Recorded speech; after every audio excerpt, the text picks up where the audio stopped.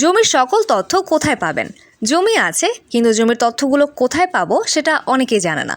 পরবর্তীতে দেখা যায় অনেক ঝামেলা পড়তে হয়। চলুন আজকে জেনে নিব এই ভিডিওতে।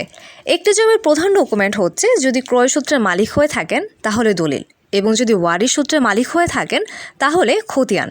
তাহলে দলিল এখন কোথায় পাবেন? দলিল পাবেন আপনি যদি জমি ক্রয় সূত্রে মালিক হয়ে থাকেন তাহলে আপনার এলাকার সাব রেজিস্ট্রার অফিসে। আর আপনি যদি ওয়ারিশ সূত্রে মালিক হয়ে থাকেন তাহলে ওয়ারিশ সনদ লাগবে। আর এই ওয়ারিশ সনদ পাওয়া যায় আপনার এলাকার চেম্বার বা মেম্বারের কাছে।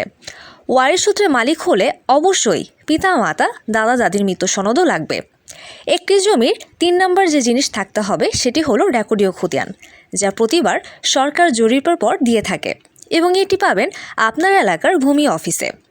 চতুর্থ যে গুরুত্বপূর্ণ ডকুমেন্ট হলো নামজারি খতিয়ান।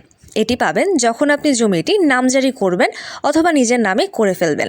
এটি পাবেন অনলাইনে DLMRS অ্যাপসে এবং আপনার এলাকার ভূমি অফিসে। আপনি যদি শুধু রেকর্ড সূত্রে জমির মালিক হয়ে থাকেন তাহলে পঞ্চম যে ডকুমেন্ট থাকবে সেটি হলো ড্রাফট খতিয়ান, যা পাওয়া যায় জেলা সেটেলমেন্ট অফিসে। কেউ যদি বলে থাকে ঢাকার তেজগাঁও অফিসে পাওয়া যায়, তাহলে সে ভুয়া এবং মিথ্যা তথ্য দিচ্ছে। তাই অবশ্যই সাবধানতা অবলম্বন করবেন। ধন্যবাদ।